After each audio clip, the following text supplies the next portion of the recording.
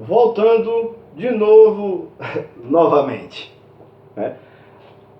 Pessoal, estava falando não, só sobre quem eram os sans-culottes, o povo, né? O povo, pequenos burgueses, pequenos comerciantes, enfim, lavradores, etc, etc.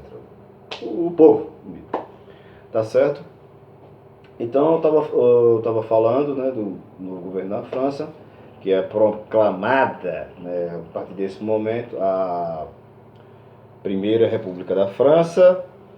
Então, nesse momento, entra em conflito uma coisa, né? Fora a guerra, aquele negócio invade, mas não invade, é fulano, é Beltrano.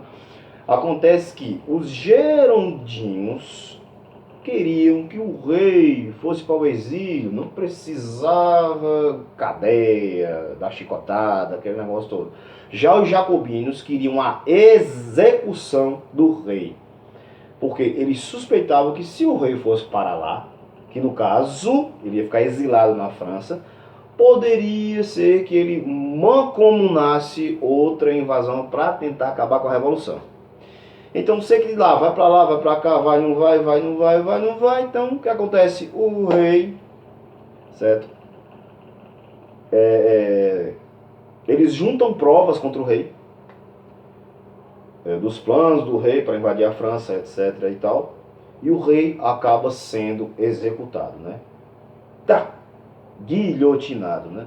Aquele instrumento lá, né? Carinhosamente chamado de separador cervical.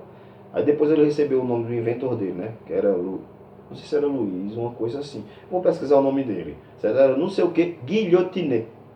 Aí, como ele criou o instrumentozinho lá, aí ficou guilhotina. Logo vou pesquisar direitinho a história dela. Tá certo? Então, daí com a execução do rei, em 1793, aí o caldo engrossa, né? Aí já tinha a Prússia e a Áustria. Aí entra Espanha, Inglaterra e Holanda. Outro conflito. Nesse momento, para que vocês não se embananem, nesse momento aí, quem está organizando a política e tudo mais, as coisas, certo? É um governo gerondino, viu, pessoal? Tanto é que os gerondinos não queriam que o rei fosse... Certo? Fique bem claro. Então daí, neste momento, devido às atitudes dos gerondinos serem muito pendidas, certo? Para a monarquia, certo? Querer poupar o rei e tal, tá entendendo, né? Eles queriam poupar o rei, manda o rei para lá e tal, vai ficar lá trancado, ninguém fala e tal, né? E o rei voltava de novo, ó, entendeu? Então daí os jacobinos tomam o poder, né? Invadem a Convenção Nacional e agora estão no poder, certo? Seu líder, Robespierre, agora dá as cartas, tá certo? E a partir deste momento, Robespierre faz o seguinte, eu ainda vou falar sobre esse cara, certo? Na próxima aula, quando eu for dar uma rebuscada aí, não esqueça desse nome, certo? Robespierre no poder. Então ele começa o processo, né, para modificar a economia, aquele negócio, para que haja mais abertura para essa questão da participação popular no governo, ou que eles tenham mais direitos, certo? Mas fora isso, né, ele institui um sistema de perseguição a possíveis traidores ou traidores, inclusive os gerondinos, certo? Ou monarquistas, e começa a persegui-los, certo? Esse momento ficou conhecido como o terror, o momento do terror, né? E todo mundo que era preso já sabe para onde ia, né? Ó, no mínimo, no máximo, 17 mil pessoas, pasmem, 17 mil pessoas foram guilhotinadas. Acho que em pouco tempo, muita gente morreu.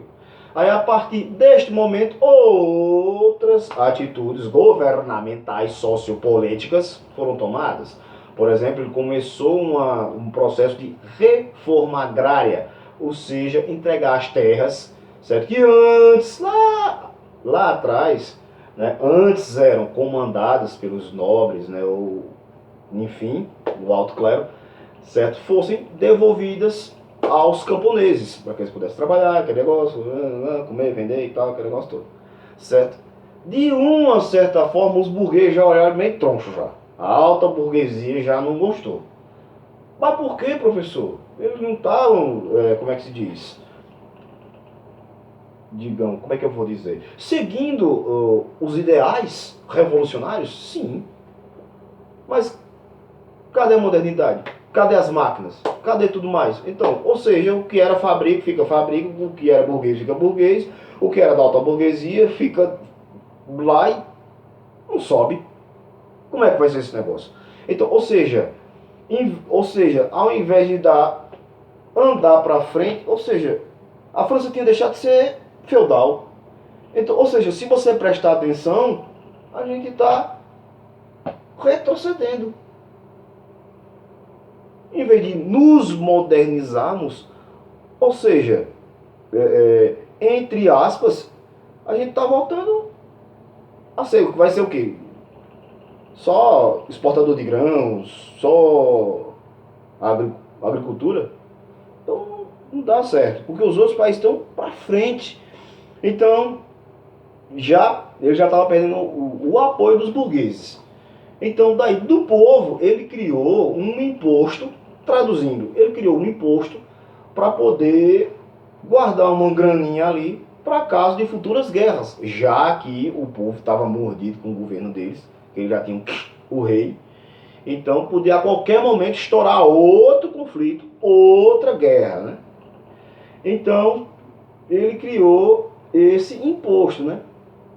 Congelou os salários e racionou a comida. Tipo, se tu comprava 5 kg de feijão, 5 kg de arroz, 3 kg, 4 kg de carne, enfim. Certo? Não, agora você só podia comprar 2 kg de feijão, 2 kg de arroz, 1 kg de carne.